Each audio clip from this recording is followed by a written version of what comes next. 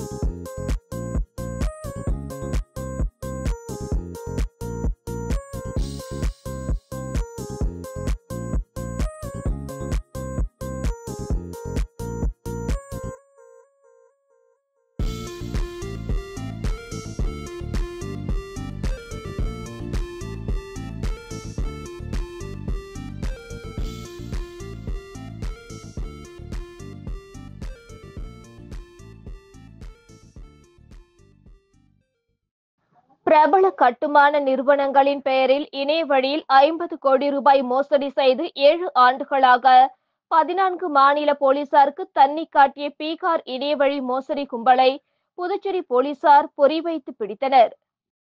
கட்டுமான பொருட்கள் தயாரிக்கும் நிறுவனங்களைப் போல் பேஸ்புக்கில் விளம்பரம் செய்து இந்தியா முழுவதும் பல கோடி ரூபாய்க்கு மேல் இணையவழி கும்பல் மோசடி வேலையில் ஈடுபட்டு வந்தது.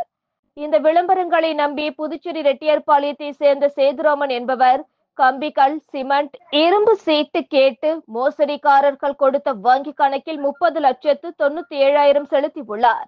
ஆனால் அவர்கள் குறிப்பிட்டது போன்று சிமெண்ட், கம்பியோ வந்து இவருக்கு சேரவில்லை. மேலும் அவர்களின் செல்போன்கள் சுவிட்ச் ஆஃப் செய்யப்பட்டு இருந்ததால் அதிர்ச்சி அடைந்த அவர் இணையவழி காவல் நிலையத்தில் புகார் அளித்தார். இந்த புகாரின் அடிப்படையில் புதுச்சேரி இணையவழி போலீசார் தனிப்படை அமைத்து மத்திய பிரதேசம், ஜார்க்கண்ட் உள்ளிட்ட மாநிலங்களில் தேடி வந்தனர். ஆனால் அவர்கள் இறுதியாக பீகார் தலைநகர் பாட்னாவில் அடுக்குமாடி குடியிருப்பில் இருப்பது தெரிய வந்தது. இதனை அடுத்து அங்கு சென்ற போலீசார் இணையவழி மோசடி கும்பல் 5 பேரை சுற்றி வளைத்து கைது செய்து புதுச்சேரி அழைத்து வந்தனர். தொடர்ந்து அவர்களிடம் விசாரணை நடத்தியதில் பீகாரை சேர்ந்த ராகுல் குமார் சிங், உத்தம் விஷால் குமார், ராயுசன் குமார், அபிஷேக் குமார், தயானந்த் என்பதும் இவர்கள் மீது 14 மாநிலங்களில் போலீசார் வழக்கு பதிவு செய்துள்ளதும் தெரிய வந்தது. மேலும் இவர்கள் மோசடி செய்த பணத்தில் சொகுசு வாழ்க்கை வாழ்ந்து வருவதும் பல்வேறு பெண்களுடன் உல்லாசமாக இருந்ததும் தெரிய வந்தது. அது மட்டுமல்லாமல் 6 மாதத்திற்கு ஒருமுறை செல்போன் எண்ணை பயன்படுத்தி வந்ததால் இவர்களை கைது செய்வது என்பது கடினமாக இருந்து வந்ததாகவும் தெரிவித்தனர். மேலும் கடந்த 2019ஆம் ஆண்டிலிருந்து இவர்கள் மீது 52 புகார்கள் இருப்பதும், இவர்களின் தலைமையில் பல்வேறு குழுக்கள் செயல்படுவதும், மேலும் 14 மாநிலங்களில் உள்ள பல்வேறு கட்டுமான நிறுவன உரிமையாளர்களிடம் கோடிக்கணக்கில் பண மோசடி செய்திருப்பதும் தெரிய வந்தது. இதனை அடுத்து இவர்களிடமிருந்து 35 லட்சம் ரூபாய் பணம், 40க்கும் மேற்பட்ட மொபைல் போன், லேப்டாப், சொகுசு கார் போன்றவற்றை பறிமுதல் செய்த இணையவழி போலீசார் அவர்களை நீதிமன்றம் முன்பு ஆஜர்படுத்தி காலப்பட்டு மத்திய சிறையில் அடைத்தனர். Steel business. அவர் ஃபேஸ்புக்கில் என்னன்னாக்கா ஒரு வைசாக் ஸ்டீல் ஒரு 10% வந்து தள்ளுபடியில் வந்து மொத்தமாக கொடுக்குறோம் அப்படிங்கிற ஒரு அட்வர்டைஸ்மெண்ட்டை பார்த்துட்டு அதில் இருந்த ஃபோன் நம்பரை பார்த்துட்டு என்ன பண்ணாருனாக்கா அதுக்கு கால் பண்ணி புக் பண்ணி ஒரு 30 லட்ச ரூபா 31 லட்ச ரூபா வந்து பே பண்ணுறாரு. பே பண்ணிவிட்டு டெலிவரிக்காக வெயிட் பண்ணார். ஒரு 4 நாள் ஆகி டெலிவரி வரல. அதுக்கப்புறம் அந்த ஃபோன் நம்பரை திருப்பி காண்டாக்ட் பண்ண ட்ரை பண்ணும்போது காண்டாக்ட் பண்ண முடியல. அப்புறம் தான் அவருக்கு டவுட்டாக வந்தது, நம்மளை ஏமாற்றிட்டாங்க அப்படின்னு. ஸோ அதுக்கப்புறம் கம்ப்ளைண்ட் சைபரில் கொடுத்தாங்க. போன மாதம் ஆகஸ்ட்டில் கொடுத்த கம்ப்ளைண்ட்டு நம்ம ஃபர்தராக அதில் வந்து இன்வெஸ்டிகேஷன் நம்ம எஸ்பி சைபர், இன்ஸ்பெக்டர் சைபர்ஸு, அவங்க சைபர் ஸ்டாஃப், இவங்க வந்து எஸ்எஸ்பி சைபர் அவங்க தலைமையில் வந்து இன்வெஸ்டிகேஷன் ஸ்டார்ட் பண்ணும்போது தான் அவங்க ஃபர்தராக ஃபஸ்ட்டு பேங்க் அக்கௌண்ட் எந்த அக்கௌண்ட்டில் பணம் போட்டாங்களோ அதெல்லாம் ட்ரை பண்ணி பார்த்தாங்க, நோ பேலன்ஸு. அதுக்கப்புறம் இந்த மொபைல் நம்பர்லாம் ட்ரேஸ் பண்ணி பார்க்கும்போது அதெல்லாம் ஃபர்தராக வந்து யூஸில் இல்லை அப்படிங்கிற மாதிரி ஐஎம்இஎஸ் வச்சு எல்லாமே நம்ம ட்ரை பண்ணும்போது ஃபர்தராக எந்த யூஸுமே இல்லை. ஸோ இந்த மாதிரி ஃபர்தராக நம்ம எலக்ட்ரானிக் சர்வேலன்ஸ் நம்ம ட்ரை பண்ணும்போது ஒரு க்ளூ வந்து இந்த வருஷம் ஒரு 2 மந்த்ஸுக்கு முன்னாடி கிடச்சிது. அந்த க்ளூவை வச்சு நம்ம டீம் வந்து ஃபஸ்ட்டு ஜார்க்கண்ட் விசிட் பண்ணாங்க. இப்போ ஜார்க்கண்ட் போயிட்டு அந்தளவுக்கு ஒரு சக்ஸஸ்ஃபுல்லாக இல்லை. திருப்பி இன்னும் கொஞ்சம் க்ளூவை வச்சு நெக்ஸ்ட்டு வந்து ரைடு வந்து யூபியில் கண்டக்ட் பண்ணோம். அதுலேயும் கொஞ்சம் இன்ஃபர்மேஷன் கிடச்சிது. அந்த இன்ஃபர்மேஷனை ஃபர்தராக டெவலப் பண்ணி ஃபைனலாக வந்து இப்போ ஒரு 4 days முன்னாடி நம்ம பீகாரில் போயிட்டு ஒரு ரைடு கண்டக்ட் பண்ணி ஒரு 4 பேர் 5 பேரை வந்து நம்ம அரெஸ்ட் பண்ணி கூட்டிகிட்டு வந்திருக்கோம். மொத்தம் ஒரு 34 லட்ச ரூபா ரெக்கவரி பண்ணியிருக்கோம். ஒரு 30 மொபைல் ஃபோன், இந்த கிரைமுக்கு வந்து யூஸ் பண்ணுற மொபைல் ஃபோன், அதை வந்து நம்ம சீஸ் பண்ணியிருக்கோம். அந்த கிரைமில் யூஸ் பண்ண லேப்டாப் அதையும் நம்ம சீஸ் பண்ணியிருக்கோம். இதுக்கு பார்த்தீங்கன்னாக்கா இவங்களை ஃபர்தராக நம்ம இன்ட்ராகேட் பண்ணும்போது என்ன தெரிய வருது அப்படின்னாக்கா 2019 இவங்க இந்த கிரைமில் வந்து இன்வால்வ்டு. இவங்களோட மோடஸ் ஆபரண்டி என்னன்னாக்கா இந்த மாதிரி ஒரு அட்வர்டைஸ்மெண்ட் வாட்ஸ்அப், யூடியூப், ஃபேஸ்புக் இதில் வந்து ஸ்டீல், வைசாக் ஸ்டீலுங்கிறது வந்து அது ஒரு கவர்மெண்ட் ரெஜிஸ்டர்டு கம்பெனி. அந்த பேரில் வந்து ஒரு ஃபேக் வெப்சைட் மாதிரி ஓப்பன் பண்ணி இல்லைன்னா அட்வர்டைஸ்மெண்ட் கிரியேட் பண்ணி அதை வந்து ஃபேஸ்புக் மூலமாக, வாட்ஸ்அப் மூலமாக சர்க்குலேட் பண்ணி அது மூலமாக யாருக்கு தேவைப்படுது, மோஸ்ட்லி இந்த கன்ஸ்ட்ரக்ஷனில் இருக்கிற அந்த பில்டர்ஸு, கன்ஸ்ட்ரக்ஷன் மெட்டீரியல் சேல் பண்ணுறவங்களாம் அதை பார்த்துட்டு சரி டிஸ்கவுண்ட்டில் கிடைக்குது அப்படின்னு காண்டாக்ட் பண்ணுவாங்க இல்லையா, அந்த மாதிரி காண்டாக்ட் பண்ணும்போது அவங்கள பேசி ஏமாற்றி அவங்கள்ட்டேருந்து வந்து பணத்தை வந்து சீட் பண்ணிடுது. ஸோ கிட்டத்தட்ட இப்போ பார்த்தீங்கன்னா கடந்த 6 மாதமாக வந்து அவங்க சீட் பண்ண அமௌண்ட்டே ஒரு 30 crores மேலே வந்து சீட் பண்ணியிருக்காங்க. நம்ம இதை ஃபர்தராக வந்து நம்ம 2019 கால்குலேட் பண்ணாக்கா அவங்க 100 crores மேலே இன்னும் எவ்வளோ இன்னும் நம்மளால கால்குலேட் பண்ண முடியாது, டேட்டா இன்னும் கிடைக்கல. ஸோ அந்த அளவுக்கு சீட் பண்ணியிருக்காங்க. கிட்டத்தட்ட ஒரு 30 கம்ப்ளைண்ட்ஸ் வந்து நம்ம வந்து லிங்க் பண்ணுறோம். இவங்க சீட் பண்ண ஆளுங்க இப்போ வெரி ரீசெண்டாக ஒரு 6 மாதத்துல தமிழ்நாட்டிலேருந்து கூட ஒரு 7 பேரை வந்து சீட் பண்ணியிருக்காங்க. இதே மாதிரி மற்ற ஸ்டேட்ஸ்லையும். ஸோ இவங்களை பார்த்தீங்கன்னா பேசிக்கலி வந்து they are interstate criminals. Cyber crime தான் ஒரு இடத்துல உட்காந்துட்டு நம்ம வந்து எனிவேர் இந்தியா, ஈவன் எனிவேர் இந்த வேர்ல்டு யாரை வேணாலும் நம்ம சீட் பண்ண முடியும். ஸோ அந்த மாதிரி ஒரு கிரிமினல்ஸு. பேக்ரவுண்ட் ஒன்று பார்த்தீங்கன்னாக்கா அதான் இவங்க பேர் பார்த்தீங்கன்னா ஒருத்தர் ராகுல் குமார் சிங்கு, இன்னொன்று உத்தம் சிங்கு, ராய்ஷன் குமார், அபிஷேக் குமார், தயானந்த், இதான் இவங்க பேரு. பேக்ரவுண்டு அப்படின்னு பார்த்தாக்க இதுல இந்த 4 பேர் எல்லாமே வந்து 4 பேர் பீகார், நவாடா, நாலந்தா டிஸ்ட்ரிக்ட். ஒரே ஒரு ஆள் மட்டும் பெங்களூரு. ஸோ பெங்களூர்லேருந்து போயிட்டு இதில் இன்வால்வ் ஆன அந்த மெயின் கிரிமினலோட friend. So is also involve இந்த கிரைம். ஸோ பேக்ரவுண்டு பார்த்தீங்கன்னா கெமிக்கல் இன்ஜினியரிங் எல்லாம் கிராஜுவேட்டு. சரிங்களா? ஸோ இந்த மாதிரி இவங்க பண்ணியிருக்காங்க. நம்ம ஒரு நல்ல எஃபர்ட்டு. சைபர் கிரைம் வந்து அதை ஒர்க் அவுட் பண்ணணும் அப்படின்னா வந்து ஒரு கண்டினியூஸ் எஃபர்ட் வந்து தேவைப்படுது. அதனால தான் அந்த போன ஆகஸ்ட்ல கொடுத்த கம்ப்ளைண்ட்டை வந்து விடாமல் நம்ம வந்து கண்டினியூஸாக எஃபர்ட் போட்டு எவ்வளவு 2-3 ரைடு பண்ணியும் சக்ஸஸ் கிடைக்கலாட்டியும் நம்ம வந்து கண்டினியூஸாக அந்த எஃபர்ட் போட்டதுனால நம்மளால வந்து ஃபுல் அமௌண்ட்டையும் ரெக்கவர் பண்ண முடிஞ்சது. ப்ளஸ் வந்து அவங்களோட மெயின் கேங் மெம்பர்ஸ் 2 பேர், அவுட் ஆஃப் 5 வந்து 2 பேர் மெயின் கேங் மெம்பர்ஸ். இதுல இன்னும் நிறைய டீம் வச்சிருக்காங்க இவங்க, மல்டிபிள் டீம். ஒவ்வொரு டீமுக்கும் ஒரு டாஸ்க் அசைன் பண்ணிடுவாங்க. ஸோ இந்த டீம் பார்த்தீங்கன்னா இவங்க தான் மெயின். இன்னும் நிறைய டீம் இருக்கு. இவங்க வந்து இந்த கால் பேசி கஸ்டமர்கிட்ட பணம் வாங்கி அந்த மாதிரி.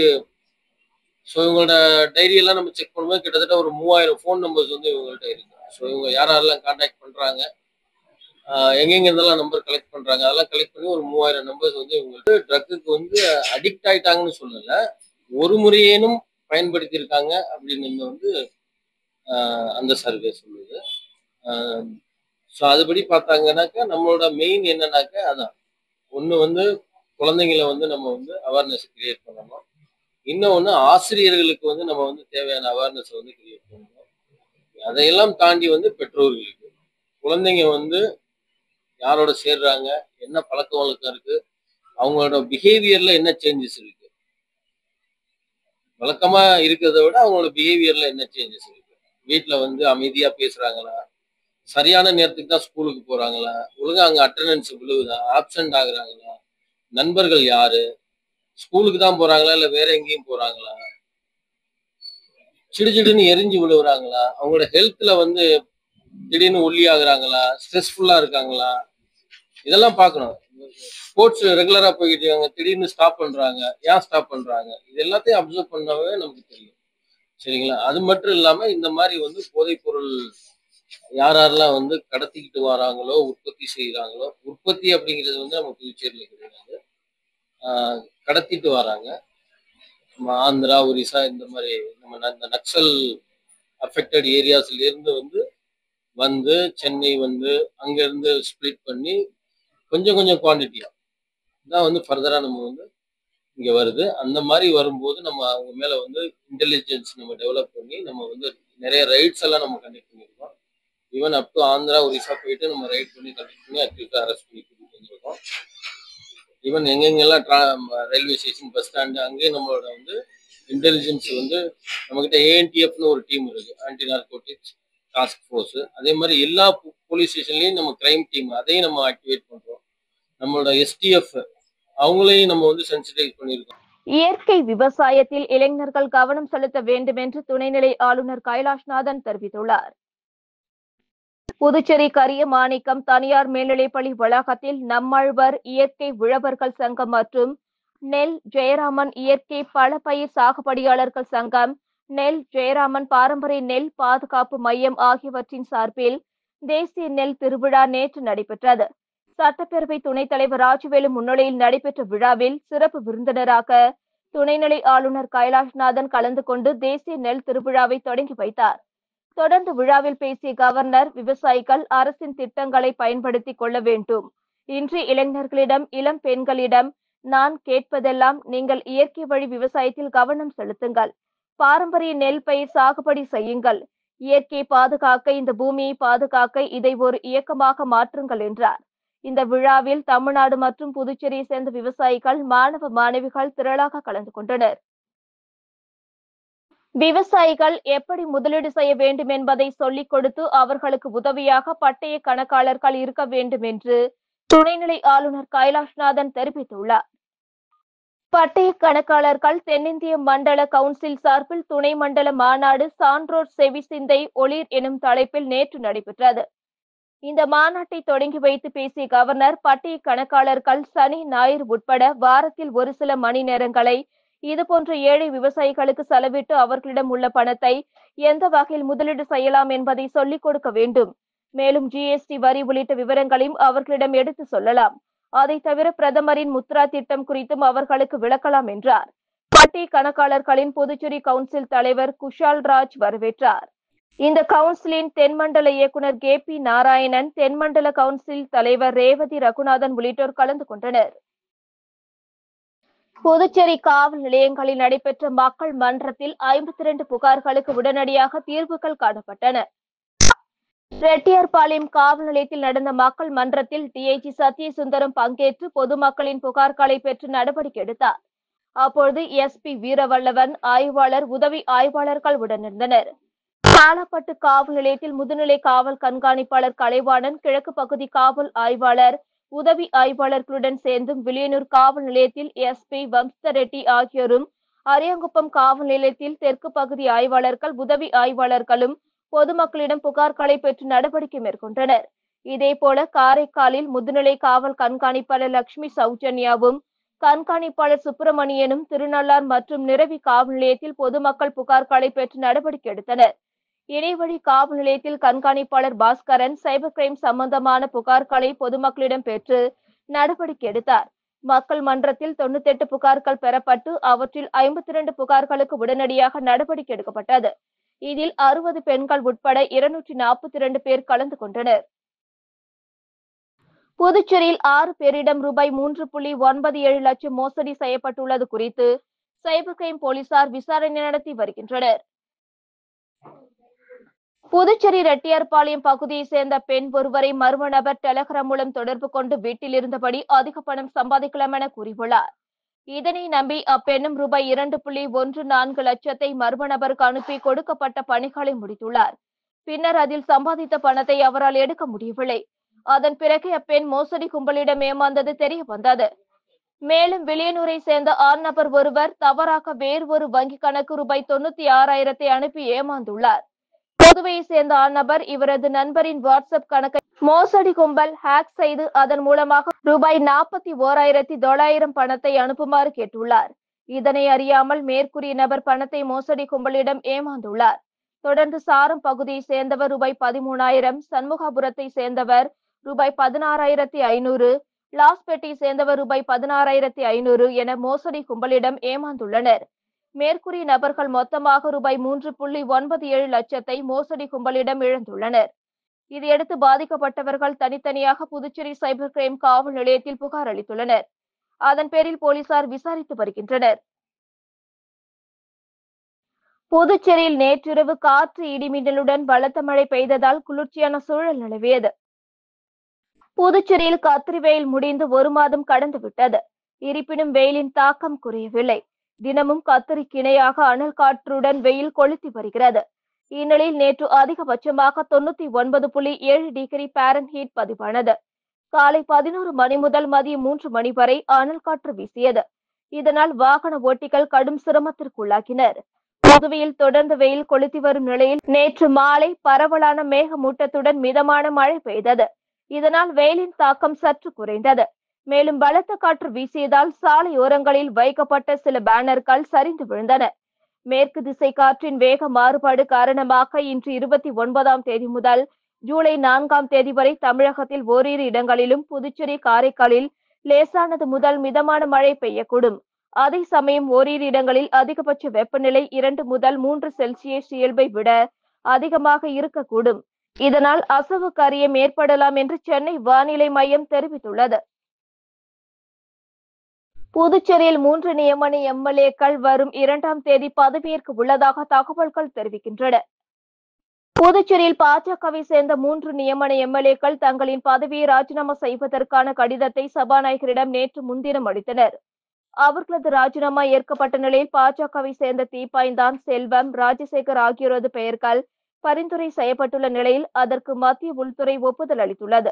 மேலும் 3 புதிய நியமன எம்எல்ஏக்களும் வரும் 2ஆம் தேதி சட்டப்பேரவையில் உள்ள சபாநாயகர் அறையில் பதவியேற்க இருப்பதாகவும், புதிய அமைச்சராக ஜான்குமார் எம்எல்ஏ அன்றைய தினமே ஆளுநர் மாளிகையில் பதவியேற்க உள்ளதாகவும் தகவல் வெளியாகியுள்ளது.